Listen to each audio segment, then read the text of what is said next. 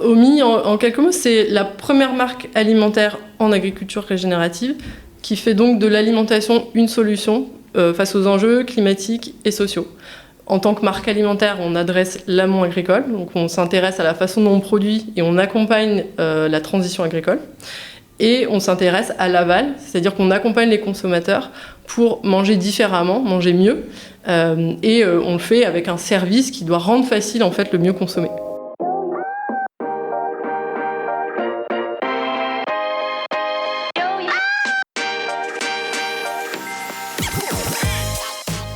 Bonjour et bienvenue parmi les Digital Doers, votre podcast source d'inspiration pour les acteurs de l'innovation. Ce programme est coproduit avec Comexposium pour l'événement incontournable qu'est le One-to-One Retail e-commerce de Monaco. Je suis Cyril Duplessis, acteur du changement dans le digital depuis plus de 20 ans. Je donne ici la parole aux personnalités de notre écosystème en France, qu'ils soient prestataires, annonceurs, marques, retailers ou pure players. Ils sont des acteurs engagés dans leur business et l'innovation fait partie de leur quotidien.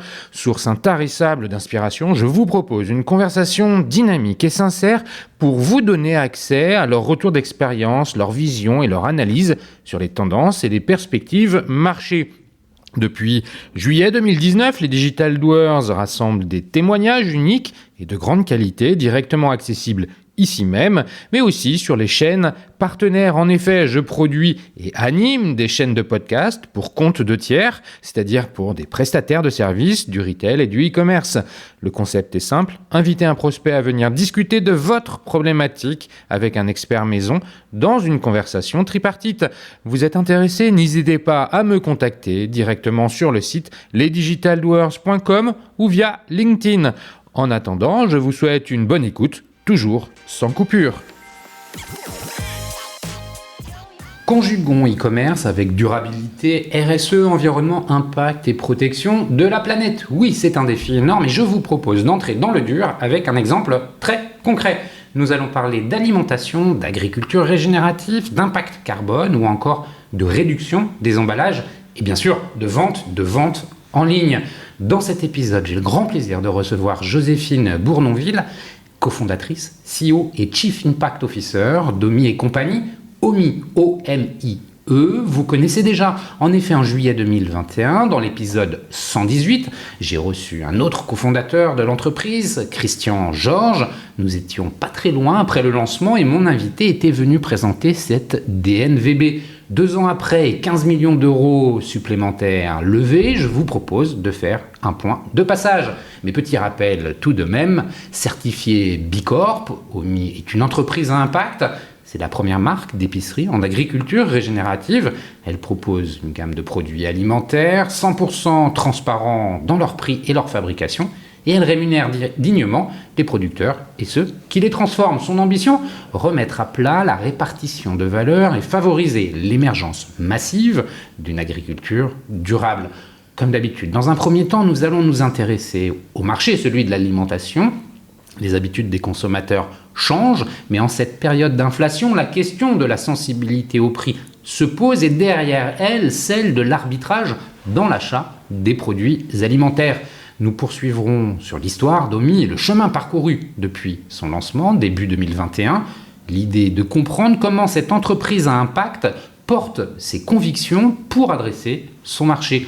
Nous conclurons par la nécessaire question de la relation client, data, CRM, réseaux sociaux, fidélisation, acquisition. Comment cette nouvelle marque d'épicerie entretient-elle le lien avec ses consommateurs?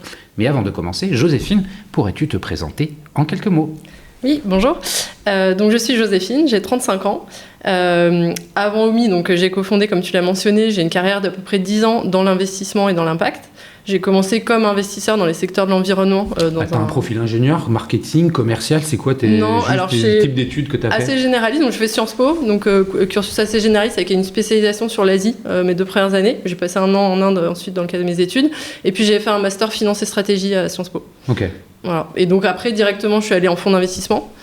Travaillant sur donc l'Asie, Inde et Chine en tant qu'investisseur. Donc on a investi dans les startups et entreprises typées énergie renouvelable, recyclage, efficience énergétique. J'ai fait ça 5 ans. Après, j'ai rejoint... on est en quelle année quand tu pars en Asie? Alors, quand j'étais en Asie en tant qu'étudiante, c'était 2007-2008. Et dans le fond c'était 4 ans plus tard, quoi. Donc, 2012. Ouais, c'est ça, dans ces eaux-là. Et donc ça, c'était ultra intéressant. J'ai beaucoup appris, un métier assez multi-casquette. Qu'est-ce que tu faisais et qu'est-ce que tu as retenu en fait de ce que cette expérience t'a apporté? Alors j'étais chargée d'affaires, donc rencontrer plein d'entrepreneurs, screener un peu tous les segments un peu qui étaient assez nouveaux parce que c'était un des premiers fonds vraiment typé full clean tech, ce qu'on appelle clean tech.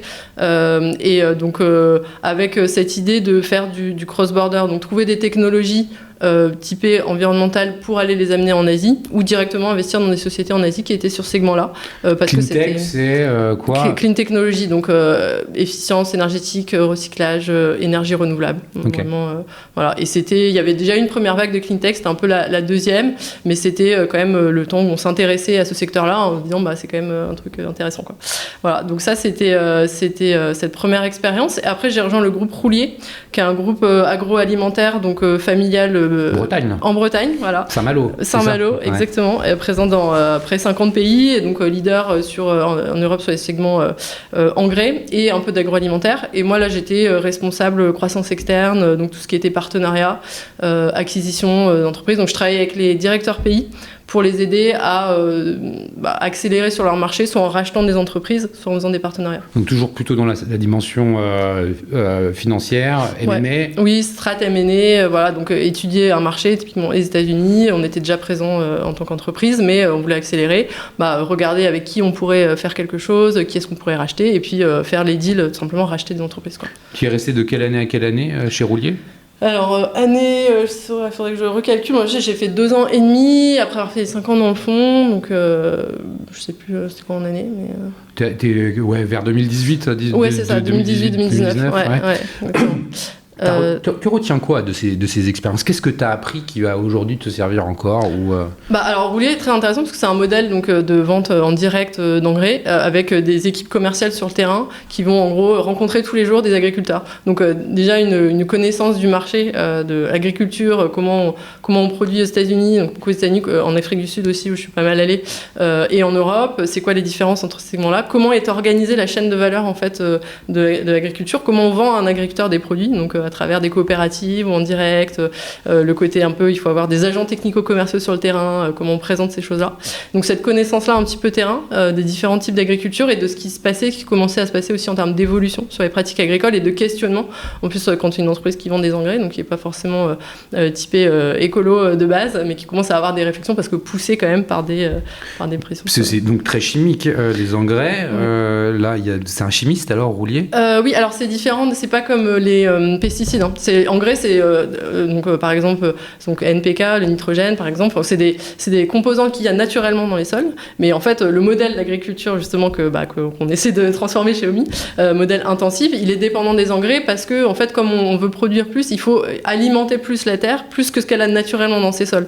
Donc on va chercher ailleurs, donc de la potasse, on va aller l'extraire dans un sol riche en potasse et on va l'amener dans le champ pour que ça pousse plus vite et pour qu'on puisse avoir de la rotation plus rapide de production. Il y a des méthodologies de travail que tu as appris ou c'est uniquement un secteur que tu as découvert? Alors c'est une entreprise assez un peu entrepreneuriale en fait dans l'état d'esprit, familial, donc avec une gestion aussi un peu de dire vas-y quoi, tu prends ce segment-là, on veut se développer aux États-Unis, proposons une stratégie et puis fais. Donc c'était en fait assez hands-on finalement, contrairement à ce qu'on pourrait penser parce que c'est quand même un groupe qui fait 3 millions de chiffres d'affaires, mais qui avait un état d'esprit assez entrepreneurial. Donc ça, moi, ça m'a beaucoup aidé parce que j'ai appris pas mal de choses, à travailler un peu différemment avec différents types aussi de personnalité parce que quand on rachète une entreprise, ça allait de la petite entreprise familiale avec les 2 frères qui ont créé leur petite boîte dans le fin fond du Michigan à l'entreprise qui est déjà une grosse coopérative à qui on a évidemment pas le même genre de discussion. Donc c'est aussi cette capacité-là d'adaptation et puis travailler aux États-Unis, puis en Afrique du Sud, puis en Angleterre. Donc ça c'était ce côté un peu multicasquette quoi, qui était assez intéressant. Tu sors de cette aventure-là. Pourquoi? Comment? C'est quoi la suite? Ouais. Alors donc c'était plutôt raison perso parce que je voulais rentrer justement sur Paris. T'étais vraiment à Saint-Malo? Ouais, j'étais basée à Saint-Malo et en fait je voyageais énormément. Donc c'était quand même la moitié de mon temps, voire un peu plus, j'étais en déplacement, donc c'était quand même aussi assez fatigant. Et puis j'avais envie de revenir sur Paris, voilà, pour raisons perso. Mais en fait, à ce moment-là, j'étais déjà en train de me questionner aussi sur le côté, qu'est-ce que je vais vraiment faire, avec une idée de chercher un peu un vrai projet coup de cœur. Mais le temps de trouver, je suis quand même allée repasser donc une autre entreprise qui s'appelle Imeris, où là j'ai fait du M&A pur, qui n'était pas du tout mon projet coup de cœur, mais qui était un peu le temps de réfléchir à ce que j'allais faire. Ouais, c'était l'opportunité pour toi de revenir à Paris déjà. En fait, voilà, et donc j'ai été chassée par cette entreprise-là. Donc à ce moment-là, j'étais en mode ça va être le bon moment peut-être pour bouger. Je me suis dit je vais prendre ce truc-là, je reviens à Paris et puis je réfléchis à ce que je veux vraiment faire. Et donc là, Imeris c'était pur M&A, donc assez finance, assez une entreprise cotée en bourse, donc avec pour le coup des mécaniques très court terme. Donc en termes de philosophie, j'étais quand même assez loin de ce que je voulais. Mais par contre, c'est le moment où moi j'ai commencé à me questionner beaucoup justement sur les modèles de consommation, les modèles aussi économiques. Donc je me suis un peu replongée dans des nouvelles lectures, à élargir mes horizons, on va dire, et découvrir des nouveaux modèles. Typé la théorie du donut, je ne sais pas si tu as entendu parler, qui est une économiste anglaise qui repense un peu les modèles économiques que moi j'ai appris aussi à l'école, justement avec un angle, il faut prendre en compte les limites planétaires et le fait qu'on est en ressources limitées, et donc il faut repenser nos schémas parce que le driver principal, ça va plus être le PIB, mais ça va être faire en sorte que nos modèles de demain d'entreprise ils soient compatibles et ils permettent d'aller vers une économie qui respecte les limites planétaires et qui s'inscrit dedans et qui est positive et non pas modèle extractif et productiviste comme on l'a principalement. Donc, voilà, donc ça c'était un peu mes réflexions. Donc je commençais à avoir une grosse dissonance cognitive quand même entre ce que je faisais au quotidien et ça. Donc je me suis engagée à titre perso dans une asso que j'ai cofondée pour justement les salariés en entreprise qui veulent pousser les sujets écologiques au sein de leur entreprise, qui veulent faire évoluer les modèles et pousser donc c'est un modèle syndicat écologique qui existe toujours, qui s'est développé entre-temps. Sa mission, c'est comment on peut aider en tant que tierce partie des salariés à transformer leur entreprise. C'est un syndicat en fait, donc le syndicat qui est historiquement pour protéger donc les intérêts des salariés et défendre les intérêts des salariés. On a fait ça, mais en disant le but principal de ce syndicat, c'est de pousser les sujets environnementaux par les salariés au sein des entreprises, avec l'idée que donc t'as un représentant syndical. T'as un représentant syndical qui va récolter en fait tous les parce qu'il y a beaucoup en fait en entreprise, et moi quand j'étais dans ces sujets je me suis rendu compte aussi, y compris dans des entreprises très traditionnelles comme celle où j'étais, il y a beaucoup de salariés qui se posent des questions, qui voient des choses, qui se disent on pourrait faire telle chose, pousser je sais pas mettre un nouveau modèle de génération d'énergie dans mon usine, mais effectivement le ROI de ce projet là il est un peu plus long que si je faisais le truc tradit, mais je pense que sur le long terme c'est intéressant. Où ils voient des aberrations du genre on se source pour cette matière première dans tel pays, le truc du coup il fait des kilomètres et en fait c'est une histoire de 2 centimes sur le différence de matière première, mais comme on est uniquement drivé par le prix, on se pose pas la question de l'impact écologique et donc c'est quand même dommage. Donc il y a vraiment des gens qui ont ces réflexions au quotidien, mais il manque d'une structure un peu pour les aider à faire émerger ces problématiques-là et puis leur donner un poids en fait collectif. Et donc c'est tout l'intérêt d'un syndicat, parce que le représentant syndical est le seul habilité en fait à représenter les salariés au sein devant la direction. Et donc voilà, l'idée c'était de le faire sous le nom de... Okay. Ça s'appelle Printemps écologique. Donc, tu peux aller, Ok, j'irai voir. Voilà. Et donc ça m'occupait pas mal, mais entre-temps, je voulais quand même que mon job au quotidien, lui aussi, soit aligné avec les convictions que je m'étais forgées, qui étaient, il est possible en fait de faire différemment un business différent qui prend en compte l'environnement, le social et qui est aussi performant d'un point de vue économique, financier. Et moi, alors j'ai pas dit, mais je viens d'un milieu aussi très agricole, donc mon père est agriculteur, j'ai beaucoup de familles dans le secteur agricole, donc j'ai vu aussi beaucoup de modèles différents de comment on fait de l'agriculture, intensif, bio, conservation des sols, il y a beaucoup de questionnements dans ce milieu-là, et donc j'ai été un peu nourrie par ça. Et donc j'avais cette conviction que, j'avais l'envie aussi de faire quelque chose dans le domaine agricole et de l'alimentation. Et parce que aussi quand on s'intéresse aux enjeux environnementaux, on voit rapidement que l'alimentation c'est un problème aujourd'hui. C'est une grosse partie des émissions carbone, et sur ces émissions carbone, c'est un tiers des émissions carbone, et sur ce un tiers, c'est principalement l'amont agricole. Donc c'est la façon dont on fait les aliments, comment on produit, donc l'agriculture qui est responsable des émissions. plus les enjeux sur la biodiversité qu'on connaît, effondrement des insectes volants en Europe, érosion des sols qui fait que d'ici 2050, 70% des sols vont être inutilisables d'un point de vue production. Donc voilà, donc l'alimentation, elle concentre tous ces enjeux-là, les gros problèmes, et en même temps, et c'est ce que j'ai découvert aussi par mes lectures et mes rencontres, on a développé aujourd'hui d'autres façons de faire de l'agriculture, ce que on regroupe sous le nom d'agriculture régénérative, qui font une solution, qui font de l'agriculture une solution. Et qui sont capables de produire à grande échelle, de nourrir la planète, mais tout en produisant différemment.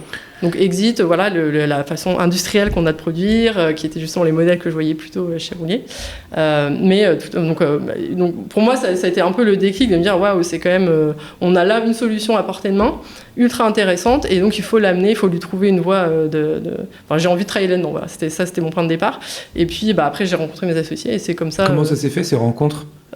Alors c'est vraiment des trucs un peu de la vie où tu rencontres quelqu'un qui te parle de quelqu'un et tu vas prendre un café avec ce quelqu'un qui était en l'occurrence Christian et qui lui est entrepreneur pour le coup depuis toujours, qui avait l'envie de faire quelque chose dans l'alimentation, dans l'impact. Et donc on a commencé à parler parce que moi je lui ai raconté un peu ces trucs-là et donc ça a eu un peu ce truc. On peut peut-être faire un truc ensemble. Et c'est comme ça que ça a démarré. C'est comme ça qu'Omi est né. Est-ce que tu peux, en 2-3 phrases, avant qu'on lâche Omi quelques minutes pour qu'on parle du marché, nous pitcher mieux que ce que moi j'ai fait. Omi, c'est quoi sa mission? Aller un peu plus loin pour expliquer le projet que la courte description que j'ai pu faire dans l'introduction. Ouais. Omi, en quelques mots, c'est la première marque alimentaire en agriculture régénérative qui fait donc de l'alimentation une solution face aux enjeux climatiques et sociaux. En tant que marque alimentaire, on adresse l'amont agricole, donc on s'intéresse à la façon dont on produit et on accompagne la transition agricole. Et on s'intéresse à l'aval, c'est-à-dire qu'on accompagne les consommateurs pour manger différemment, manger mieux, et on le fait avec un service qui doit rendre facile en fait le mieux consommer. Parce que ce qu'on se dit, c'est pas au consommateur de porter tout le poids, de devoir où est-ce que je dois acheter le meilleur truc, faire 10 000 magasins. On veut lui apporter les bons produits, donc très bons en termes de goût. C'est avant tout c'est des produits alimentaires, donc on fait des recettes. C'est pas de la chimie justement, c'est de la cuisine.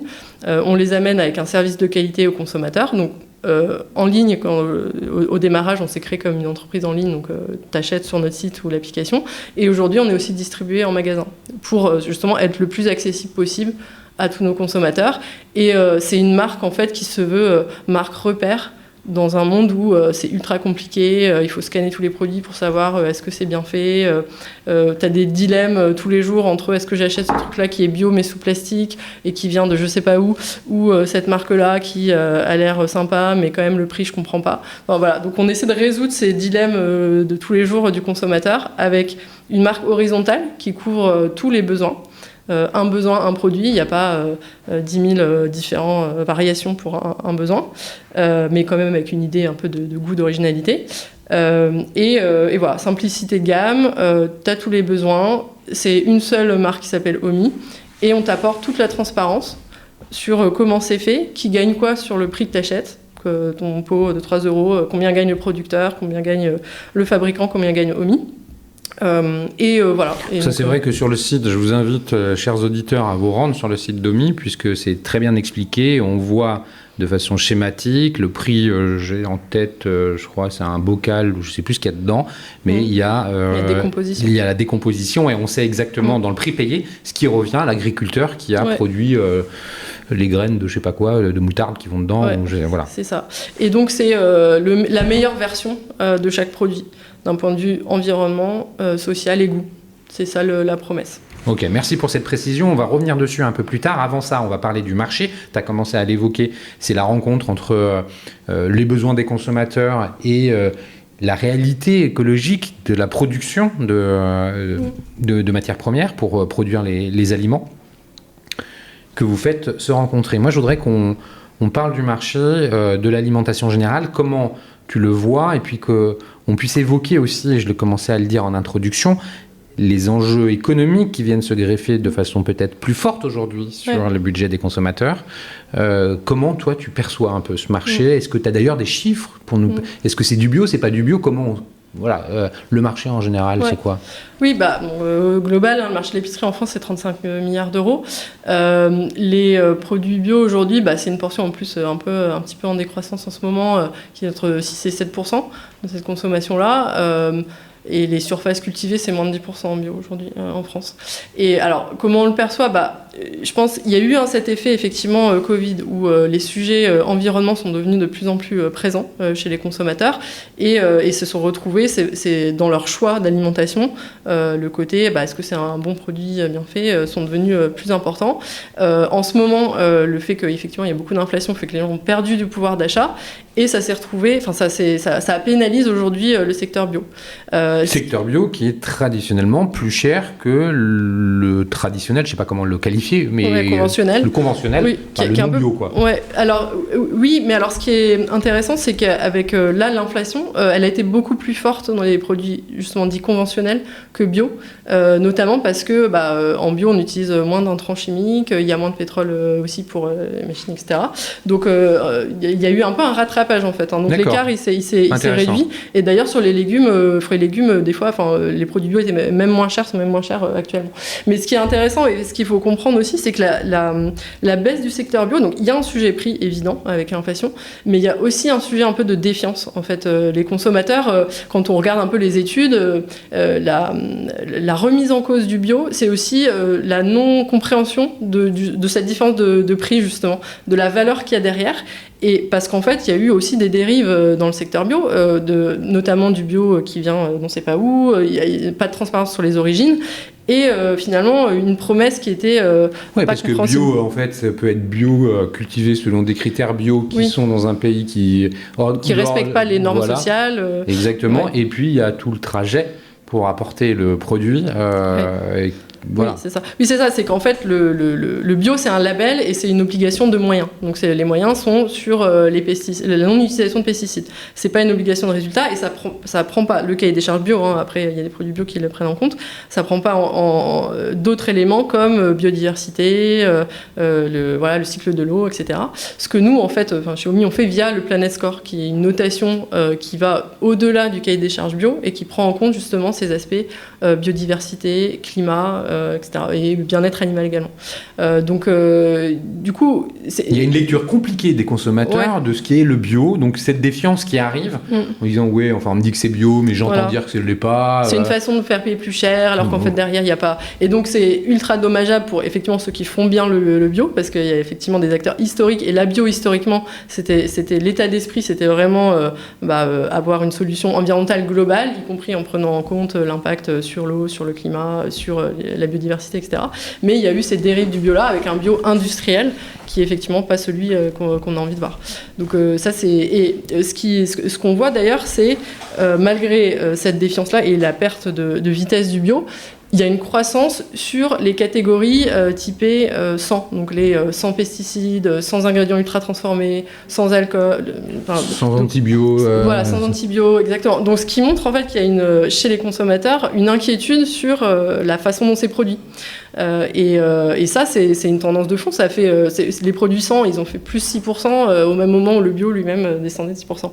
Donc c'est intéressant de voir ça. Et justement, nous, c'est ce qu'on adresse avec notre gamme, parce qu'on répond exactement à ces sujets. Donc les inquiétudes consommateurs, ce qui les fait pencher pour des produits dits durables, ça va être perception du local, donc produits en France, localement, des filières courtes, sans ingrédients bizarres, ultra transformés, etc., sans pesticides potentiellement, et pas forcément, en fait, ils vont plus faire, c'est vraiment ça qu'ils ont en tête quand ils veulent acheter durable, plus que bio ou pas bio.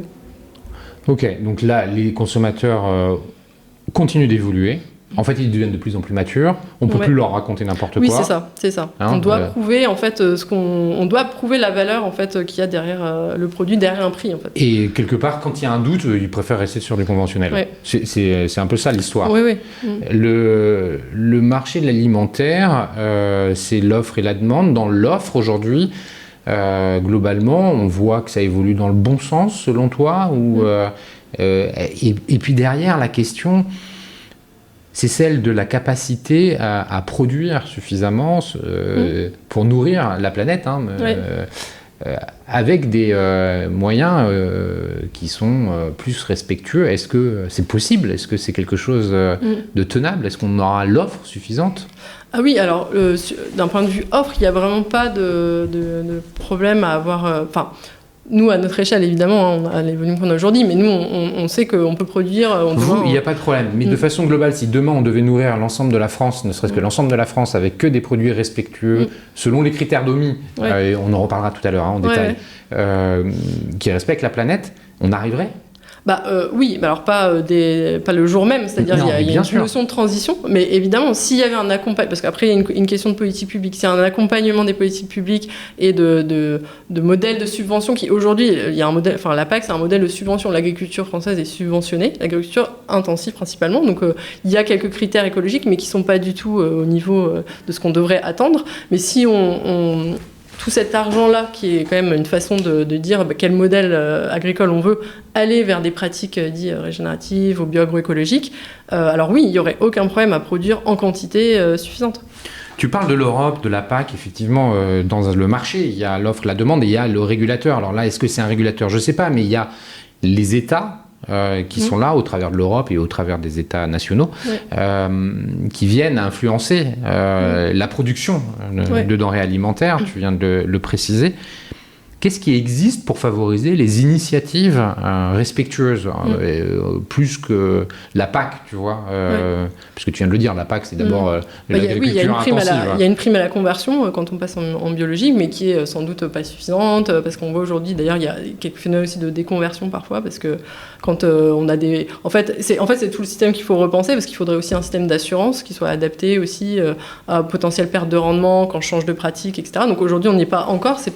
Il y a effectivement, donc la PAC va pousser HVE, qui est une qualification en fait de pratique agricole, mais qui est pas très élevée en exigence environnementale. Donc il y a dedans planter des haies, mettre des jachères, faire un peu plus de rotation, mais ça va pas assez loin par rapport à ce qu'on voudrait, par rapport aux recommandations du GIEC d'ailleurs, parce que le GIEC dans son dernier rapport a vraiment fait de l'agriculture aussi une solution en mettant en avant les pratiques agroécologiques.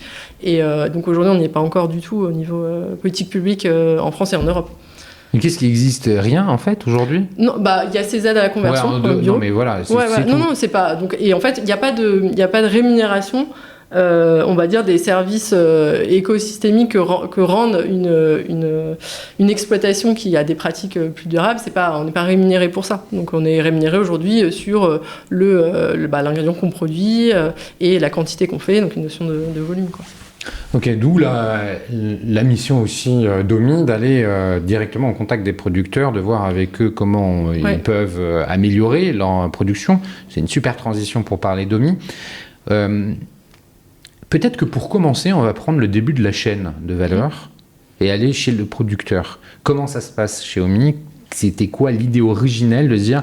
Je me souviens de Christian qui donnait l'exemple de production de, je sais plus quoi, de gâteaux en Bretagne avec du blé qui avait été produit. Avec des algues qui remplacent les intrants chimiques.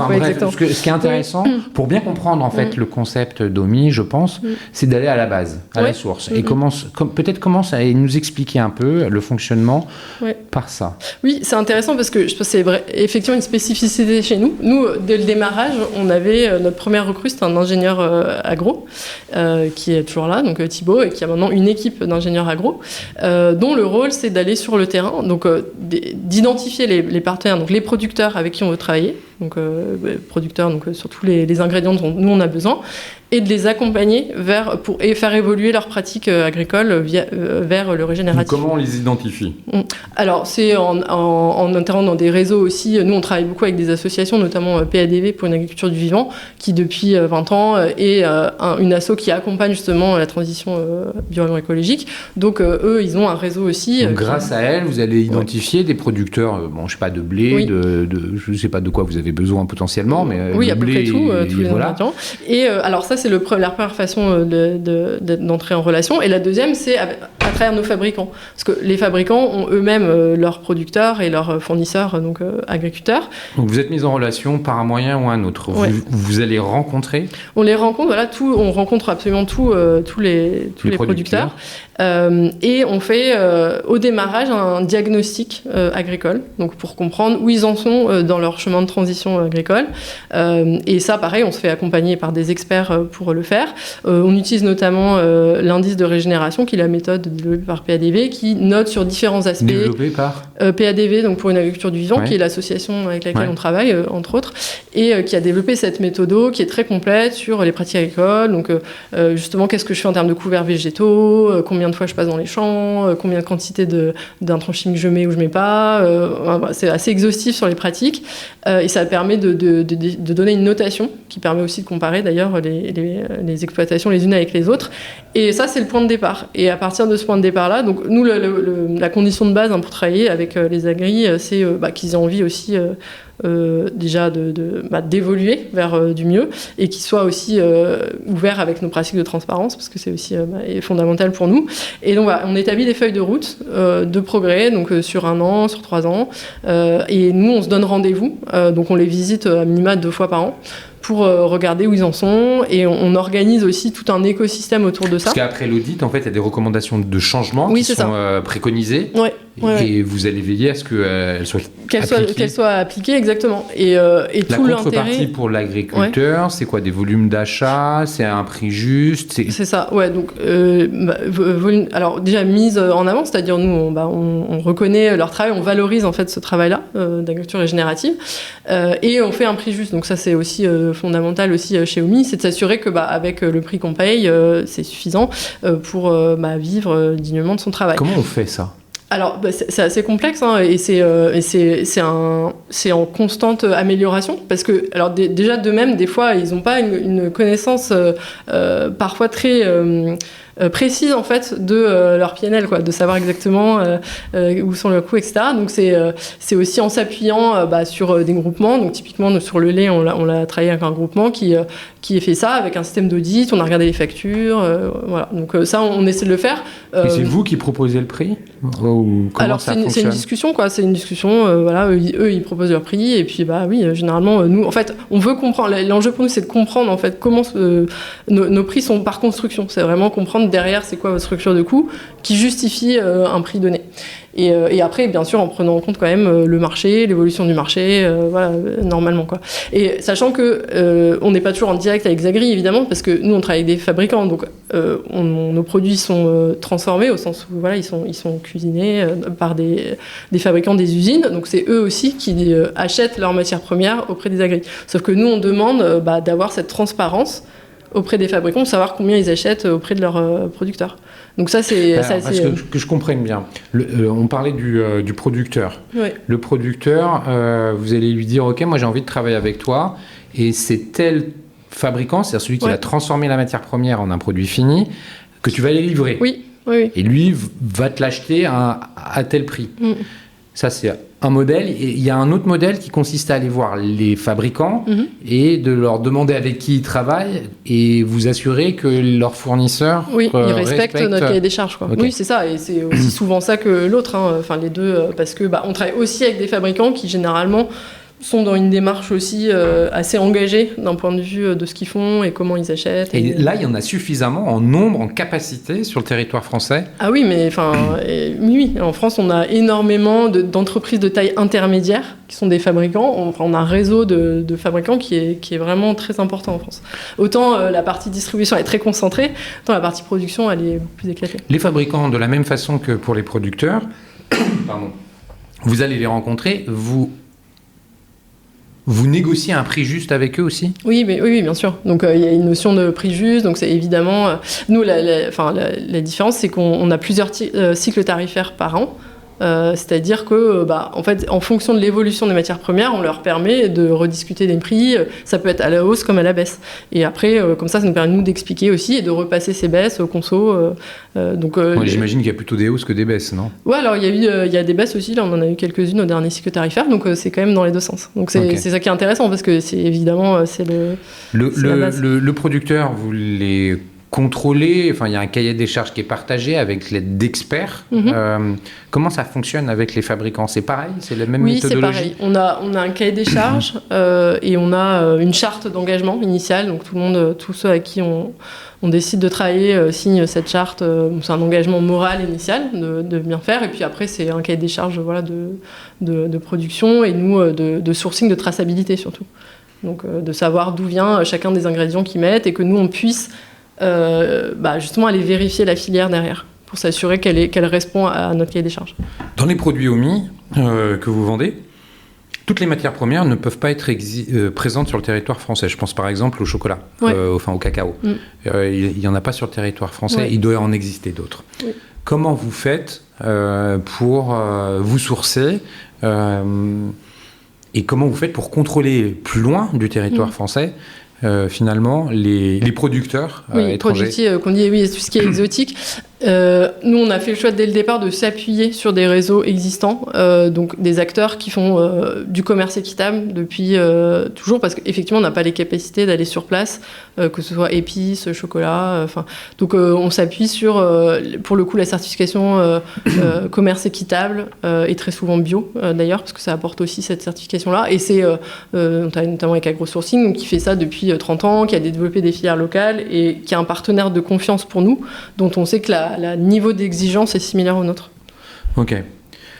Je fais une petite coupure sur l'aspect production, fabrication. Je crois qu'on a compris comment ça fonctionnait. Avant de parler de la distribution, de la vente, est-ce que tu peux nous parler de ce qu'est l'engagement, enfin la certification Bicorp et pour vous, ce que ça a imposé? Parce que quand j'ai eu Christian il y a 2 ans, il n'y avait pas encore la certification Bicorp. Qu'est-ce que ça veut dire derrière ça, être une entreprise à impact? Et comment ça se mesurera? Parce qu'après, derrière, je voudrais qu'on parle de l'ensemble des critères pour mesurer ce que ça veut dire d'empreinte carbone et tout ça. Oui, Bicorp, donc c'est une certification qui vient des États-Unis initialement. Donc c'est indépendant. C'était des entrepreneurs qui justement à l'époque avaient cette vision de se dire une entreprise doit pouvoir un impact positif, pas que donc c'est les 3 P, People, Profit, Planet, donc mettre les 3 au même niveau. Et avec un niveau d'exigence important. Et donc c'est un système, on passe pour être Bicorp, donc il faut déjà mettre dans ses statuts une petite phrase qui indique que justement on est ça, on est un business qui met au même niveau ces 3 enjeux. Et ensuite il faut passer un audit, donc fait par Bicorp eux-mêmes qui viennent auditer. Donc on répond à un long questionnaire et en fait c'est basé sur la preuve. Donc on répond à une question donc sur différents critères. Donc il va y avoir la gouvernance, la façon dont on traite les parties prenantes. Donc ça va être justement les clients, les fournisseurs, les employés. Donc plusieurs grosses catégories sur lesquelles il y a des questionnaires, on répond et on apporte la preuve. Donc si on dit que on a une politique d'achat responsable par exemple, il faut le prouver en montrant des factures, une charte. Voilà, donc chaque chose doit être vraiment prouvée et du coup on obtient une notation. Et à la fin, si on atteint le seuil qu'il faut pour être Bicorp, on est Bicorp. Et le truc intéressant, c'est qu'il faut montrer, donc c'est tous les 3 ans la certification. Et l'idée, c'est de montrer, pareil, qu'on s'améliore à chaque fois. Donc donc on peut rester Bicorp si on s'améliore pas, mais c'est quand même c'est un peu pas le sous-entendu, mais on attend qu'une entreprise Bicorp elle montre une amélioration chaque année. Et pour nous c'est un peu une boîte à outils quoi. On regarde justement comment on peut s'améliorer, on regarde notre note sur chacun des critères et on se dit là on n'est peut-être pas très bon, on peut s'améliorer, qu'est-ce qu'on peut faire. Ça représente un vrai investissement pour l'entreprise de se faire certifier Bicorp.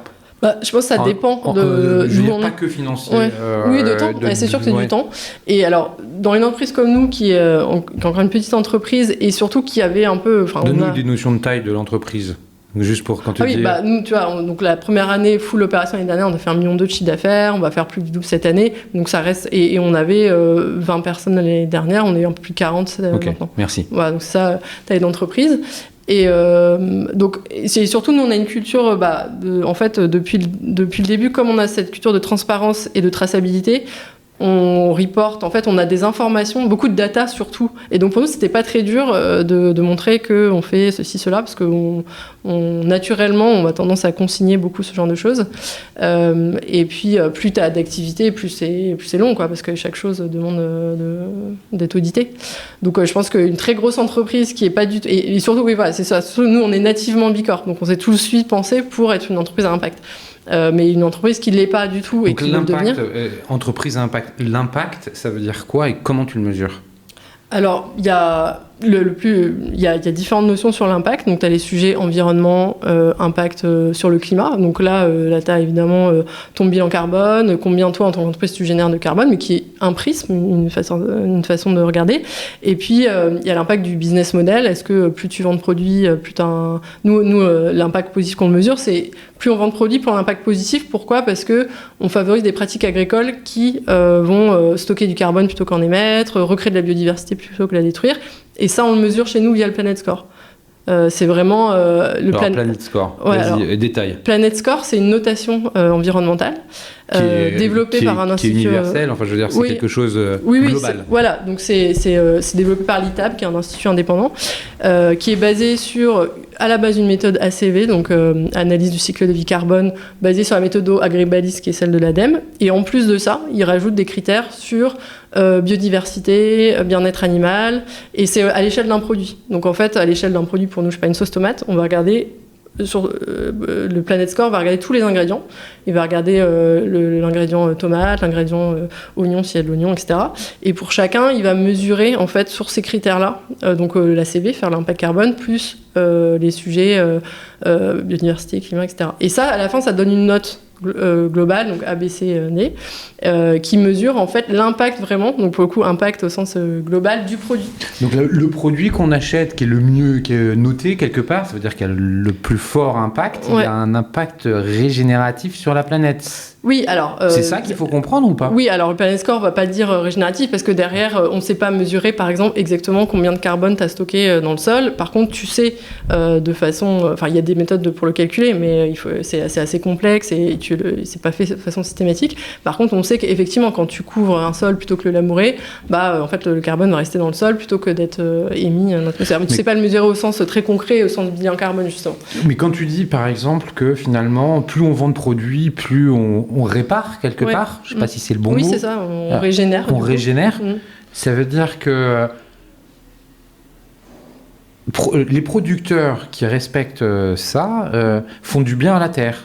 Ah bah oui. Mais c'est un concept qui est nouveau, je pense, pour beaucoup de gens dans leurs oreilles. C'est pour ça que quand je dis l'agriculture peut devenir une solution, en fait, aujourd'hui, en agriculture intensive, les sols, ils sont morts, par exemple. Donc des sols qu'on est obligé de les perfuser, justement, avec des engrais, parce qu'il n'y a plus de vie dedans. Donc il n'y a plus de micro-organismes, il n'y a plus de vers de terre, il n'y a plus tout ça. Parce que justement, d'une part, on laboure les sols, donc on retourne les sols, donc tu détruis le système racinaire, le système mycorhizien, donc tout ce qui est champignons, etc.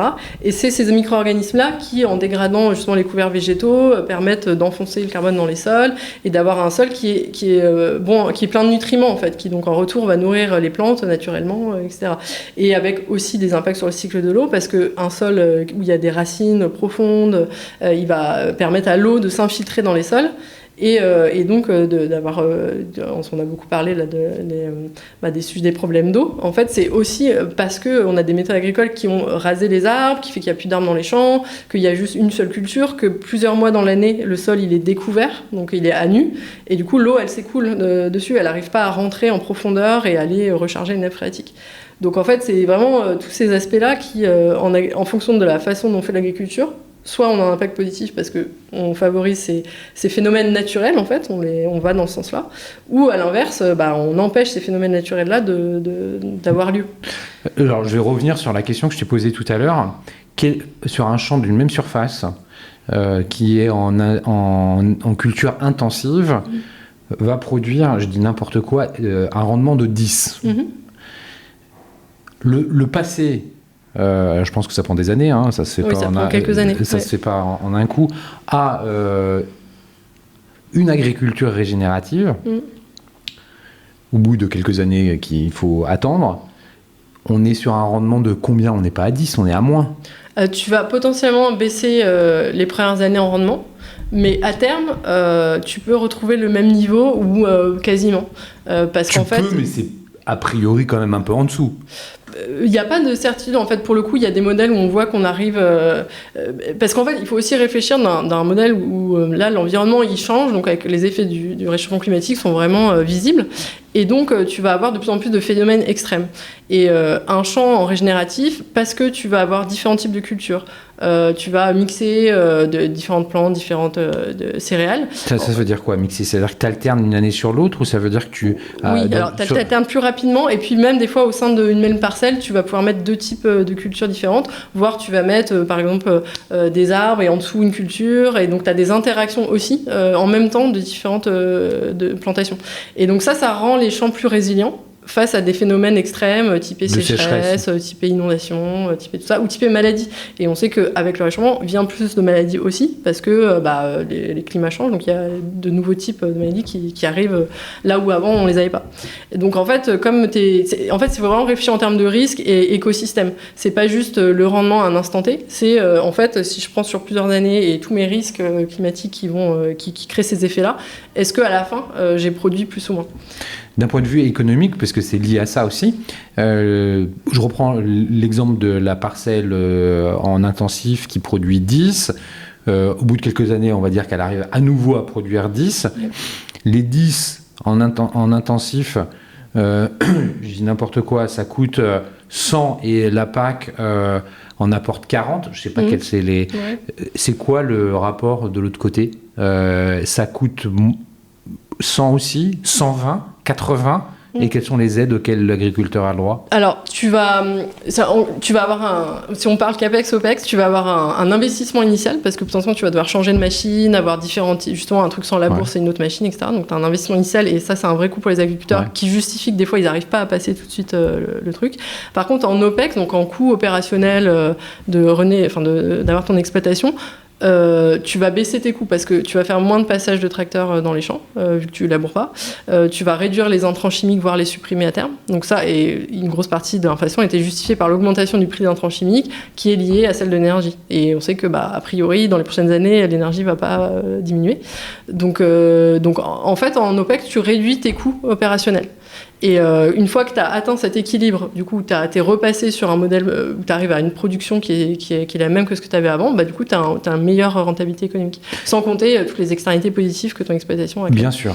Et par contre, ce qui est important, et pour pas avoir une vision effectivement naïve de ce truc-là, c'est ces périodes de transition, comment tu les finances et comment tu assures les risques. Parce que, en fait, des fois, tu vas tester des choses. C'est important de savoir aussi que en agriculture, il faut beaucoup tester, itérer. Qu'on est en train d'apprendre beaucoup sur ces nouveaux modèles, de savoir ce qui marche pas, en fonction des terrains, de où t'es, de la météo. Enfin, vraiment, donc il faut. C'est pour ça que ça met plusieurs années, parce qu'il faut tester ce truc-là. C'est quoi la durée moyenne, ou je sais pas s'il y en a d'ailleurs, mais enfin, on compte en quoi? C'est 2, 3, 4, 10 ans? Ça peut être entre 3 à 5 ans, quoi. Ça dépend vraiment des circonstances. Les investissements qui sont faits, après on va passer sur l'autre sujet, mais je trouve ça intéressant parce que c'est vraiment le début de la chaîne et c'est clé. Les investissements, il faut changer de machine. Pourquoi il faut changer de machine? Et les investissements, on peut comment dire, le mot m'échappe, mais les compter sur plusieurs années, ça va me revenir. Les répartir. En fait, pourquoi tu changes de machine? Donc, par exemple... C'est pas des tracteurs qui polluent moins? C'est quoi? Non, c'est vraiment différents types de machines. Donc, par exemple, on a ce que ça s'appelle faire de la semence directe. Amortir, voilà, ça y est. Amortir, oui. Faire de la semence directe, donc c'est-à-dire quand tu laboures pas les sols, t'as besoin tu sèmes directement, donc tu vas semer sur un sol où il y a encore des végétaux. Et ça, en fait, pour semer, t'as besoin d'une machine différente qui est capable de gérer cette particularité-là. Donc, t'as des choses comme ça. Tu vas investir dans du stockage aussi différent, des semoirs, enfin voilà, il y a vraiment... T'adaptes l'outil industriel et de production, il n'existe aucune aide là-dessus. Non, et d'ailleurs, à l'occasion, je pourrais aussi parler de ce sujet-là, mais on a un autre projet parallèle qui va justement permettre d'adresser ce sujet de financement agricole. Il n'y a pas d'aide aujourd'hui là-dessus, et normalement, c'est aussi le rôle des coopératives, donc les coopératives qui achètent, les coopératives d'agriculteurs, qui justement permettent d'agréger les besoins et d'investir et qui ont des capacités d'investissement plus importantes. Mais des fois, elles n'ont pas ces capacités d'investissement-là, ou des fois parce que en fait, tous les agris de la coopérative sont pas sur de l'agriculture justement, ils sont sur du conventionnel et ils n'ont pas la volonté d'aller sur du régénératif. Du coup, il n'y a pas d'investissement fait. Et l'agriculteur, lui tout seul, il n'est pas en mesure de faire ces investissements-là qui sont quand même conséquents. Donc il y a un vrai sujet de financement aujourd'hui de la transition. Dernière question quand même sur l'agriculture, c'est la dernière. Est-ce qu'il y a des zones en France qui sont plus réceptives à ce type d'agriculture ou alors c'est assez hétérogène et un peu partout on trouve? On en trouve partout. Nous, on travaille avec des agris vraiment dans quasiment toutes les régions, je pense. Après, c'est vrai que historiquement, il y a des grandes régions très intensives, le nord de France, la Beauce, etc. Mais ça ne veut pas dire que dans ces régions-là, il n'y a pas aussi des agris qui se posent des questions et qui font différemment. Très bien, alors merci pour ça. Je voudrais qu'on parle maintenant de la distribution. Comment vous y êtes pris, comment vous vous y prenez. Aujourd'hui, il n'y a plus uniquement le canal de vente e-commerce qui existe, il y a aussi des épiceries qui vendent. Donc comment la distribution s'organise, l'outil que vous avez en place. Là, je me trouve, quand on enregistre dans les bureaux à Montreuil, où il y a encore une petite zone de stock, mais elle ne sert plus aujourd'hui que sur des échantillons, on va dire. C'est externalisé. Comment tout ça fonctionne et puis ensuite, pour aller sur les plans futurs de Domi, vous avez levé 15 millions il n'y a pas très longtemps. Cet argent, à quoi il va servir? Voilà, 2 questions, distribution, plan futur. Distribution, donc nous on s'est créé comme une boîte DNVB, donc en ligne, mais en fait très rapidement on a commencé à être distribué parce qu'on a été contacté, en l'occurrence c'était Mon Marché, donc du groupe Grand Frais, qui avait un nouveau concept, et il cherchait une épicerie, et du coup c'est comme ça qu'on est rentré aussi dans le modèle distribution. Donc aujourd'hui, un client qui veut acheter Omi, il achète en direct sur notre site ou sur l'application, où il peut retrouver, si il est à Paris, il y a quelques magasins qui distribuent, et partout en France maintenant, effectivement, à travers des petites épiceries. Donc on est vraiment multicanal aujourd'hui en termes de distribution. C'est quoi la répartition? En point de vente, ça reste minoritaire, j'imagine, c'est largement online. Alors non, en fait aujourd'hui, plus de la moitié de nos revenus c'est offline, et c'est les magasins, et nous c'est ce segment-là qui sur lequel on porte la croissance. D'accord. Parce que c'est une notion d'accessibilité, et qu'il faut quand même avoir en tête que 90% des gens achètent leurs produits alimentaires en point de vente. Donc c'est le fait d'acheter ces produits alimentaires en ligne, c'est pas, pour plein de gens, c'est pas un réflexe, c'est pas quelque chose qu'ils vont faire. Et puis voilà, les magasins, il y en a partout, donc ça fait sens aussi pour nous de se retrouver là où les clients ont envie qu'on soit. Et surtout l'omnicanalité, en fait, elle est doublement bénéfique, parce que le panier moyen d'un client qui est les plus élevé quand on a plusieurs plans de vente, potentiellement il va acheter là où il trouve, et donc pour nous c'est aussi plus de visibilité. La grande distribution dans cette affaire, elle rentre en ligne de compte à un moment ou à un autre. C'est des réflexions que vous avez à retrouver les produits Omi chez Carrefour, chez Monoprix, chez Franprix. Nous, oui, alors on réfléchit à toutes les options, parce qu'encore une fois, dans la notion d'être accessible au plus grand nombre, on peut pas se passer de la réflexion de est-ce que la grande distribution ou pas. Ce qui est important par contre pour nous, c'est de garder, de pas être un produit en rayon perdu, parce que il faut qu'on puisse justement expliquer ce travail-là, donc le côté régénératif. Et donc ce qu'on propose à ces magasins, et qui a un bon écho, c'est justement tout un accompagnement pour en magasin avoir le corner dédié à l'alimentation régénérative, qui est une façon pour eux, en plus ils le voient très positivement, parce que c'est un vrai relais de croissance, c'est quelque chose qui répond aux attentes des consommateurs et qui leur apporte une différenciation en magasin, et nous ça nous permet d'exprimer en fait tout ce qu'on a à dire sur le sujet alimentation. Il y a quand même des exemples, j'en ai surtout un en tête, qui fonctionne dans la grande distribution avec un discours qui est très fort, c'est qui veut être le patron. Donc c'est qui le patron, pour le lait, les produits laitiers en général. Je crois que tout le monde sait ce que c'est que cette marque. Oui. Et elle est au rayon lait, il y a toutes les marques de lait, dont celle-ci. Ouais.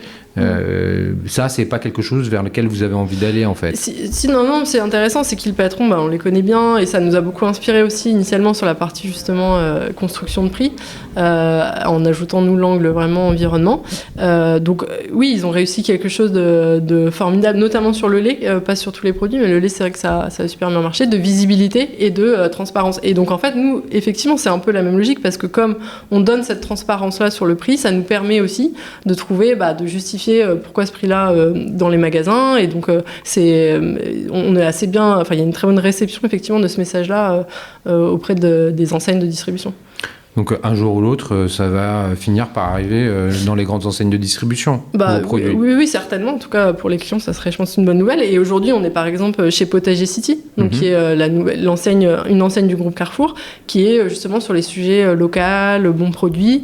Et nous, on fait toutes les épiceries chez eux. Donc l'avantage de la marque Omi, c'est que on couvre plein de besoins. On est une marque vraiment Combien de horizontale. références d'ailleurs? On a 230 références aujourd'hui, qui couvrent vraiment tous les moments de consommation. Et en fait, ça pour une épicerie ou un distributeur, c'est super parce qu'il y a une cohérence de gamme. En fait, ils ont un seul interlocuteur qui leur apporte toute une gamme de produits. Qui vient en complément de ce qu'ils vendent par ailleurs, là en l'occurrence chez Potager City. Ouais, qui est le frais. Et donc là, toute la gamme est apportée en une fois. Donc ça veut dire aussi moins de complications, moins de fournisseurs à gérer. Et ça veut dire une marque forte qui a quand même ce lien conso, parce qu'on est vu quand même, nous on a ce lien direct avec nos consommateurs. Donc on apporte aussi ces insights clients qui sont intéressants. Et on a un accompagnement sur comment mettre en valeur nos produits, comment les vendre, comment répondre à ces attentes-là du consommateur sur la traçabilité, sur l'engagement, sur l'environnement. Donc c'est assez unique en fait pour les distributeurs d'avoir ça. Super transition vers justement la prise de parole. On le voit bien, on l'entend bien dans les propos que tu nous tiens. Il y a un discours à porter, des explications à porter, que ce soit à la fois auprès des retailers, mais aussi et avant tout auprès des consommateurs. Comment on fait pour passer un message de transformation, de changement des habitudes ou d'explication? Comment on prend la parole? Comment on organise cette relation avec ses consommateurs? Oui. Alors, nous, on est très effectivement dans la pédagogie. Donc on produit beaucoup de contenu assez sur ce qu'on fait, on met en avant nos producteurs, nos transformateurs. On a un lien assez fréquent avec nos clients qui sont assez demandeurs justement de ce contenu-là. Donc on est évidemment présent sur les réseaux, mais on envoie aussi via des newsletters, via de la production de contenu. On va aller aussi de plus en plus vers la vidéo. On fait des vidéos à la rencontre de nos producteurs, de nos fabricants, etc. Donc, et on en est capable, et ça aussi c'est notre unicité, c'est parce qu'on a, nous, ce lien direct avec les producteurs et les fabricants, et une relation de confiance aussi qui fait que si ils nous invitent à venir voir aussi chez eux, et on est capable de faire ce contenu-là. Et ça, on l'amène au conso, justement. C'est-à-dire que vous êtes potentiellement amené à faire un mini-reportage sur un producteur ou un fabricant pour le rendre compte, apporter la preuve finalement visuelle de comment ça fonctionne. Ouais, exactement. Et on voit que les consommateurs, ils sont avides en fait de connaître les dessous de leur alimentation en fait. Et ça, nous, on est capable de le faire. En termes de CRM, ou en termes de CRM, de data, vous avez c'est quelque chose qui est clé chez vous? Ah oui, on a tous les trucs classiques, onboarding des clients, on les suit en fonction de leur moment de consommation, dans Comment le temps. vous faites avec ceux qui sont offline? Alors, les offline, effectivement, c'est impossible d'avoir... Mais il y a une stratégie de prise de parole différente vis-à-vis d'eux que vis-à-vis des clients online? Oui, forcément, parce que offline, ça va être, du coup, c'est comment le produit est présenté. Donc, et typiquement, c'est pour ça que là, on a reformulé, on a retravaillé sur nos packaging pour faire apparaître le Planet Score sur le packaging. Donc, et avec le QR code qui est aussi sur le packaging, qui peut scanner pour avoir toutes les informations, fiches produits, mais le Planet Score très visible qui donne en un coup d'œil le côté justement preuve, et avec de la PLV, donc du mobilier magasin, qui explique aussi avec des super visuels où on voit la grille, on voit le champ, etc., qui explique justement tout ça. Donc c'est beaucoup plus du visuel et du physique aussi, parce que forcément il est en magasin. Vous arrivez à voir s'il y a si certains clients offline passent online, c'est encore compliqué, difficile à dire. On a des occurrences, parfois, des clients qui vont nous dire « Ah oui, je vous ai vu dans tel magasin ». Mais ça, c'est difficile à mesurer. Aujourd'hui, on n'est pas capable de le dire. Et je pense que, malgré tout, c'est des clientèles assez différentes, a priori. Et justement, à propos de clientèle, c'est qui le client type ou les clients types des produits Omi? Est-ce que c'est monsieur et madame tout le monde ou géographiquement, est-ce que c'est plutôt des urbains ou pas Alors, c'est principalement des femmes, quand même. Je pense que ça, c'est le fait que c'est encore malheureusement beaucoup les femmes qui font les cours, donc 70%. Entre 30 et 45 ans, pas mal, de cet âge-là. Et souvent, d'ailleurs, c'est premier enfant, ou alors pas forcément des familles, c'est vrai qu'on a aussi beaucoup de familles, donc un enfant ou deux enfants. Et par contre, répartis assez urbain, mais pas que. C'est-à-dire, c'est assez bien réparti en France, grandes villes et plus villes moyennes. Donc en fait, c'est pas tant Paris, finalement. Il y a Paris, mais c'est peut-être 20% en Paris, région parisienne, et le reste, c'est un peu toute France. Merci. Je viens de me rendre compte qu'il y a une question que j'ai commencé à aborder, mais j'ai pas la réponse. C'est quoi les projets ? C'est quoi la suite d'Omi ? Je l'indiquais, là, les 15 millions d'euros, ils vont permettre de financer des choses. C'est quoi la suite de l'histoire ? Ouais. La suite de l'histoire, c'est justement, nous, on veut devenir la référence du bien manger en France, donc être connu dans tous les foyers. Donc il y a un vrai investissement sur les sujets de communication. On a fait une campagne télé cette année et on va accompagner un peu donc, tout ce discours-là de communication pure. Et puis c'est vraiment accessibilité, donc être dans de plus en plus de magasins. Donc vraiment le segment des épiceries qu'on accompagne avec, là on ouvre un service pro aussi, donc une plateforme de commande en ligne pro, donc pour les professionnels, pour faciliter justement la prise de commande, et également grande enseigne pour pouvoir être présent aussi sur tout le territoire. Donc ça, c'est le plan stratégique sur les prochaines années. Hein. Ouais, c'est ça. Il n'y a pas d'international pour l'instant. Alors, pas là dans l'immédiat, on va dire prochains 18 mois, mais à terme, oui, l'idée c'est quand même qu'on pourra répliquer ce modèle-là en Europe. Ok.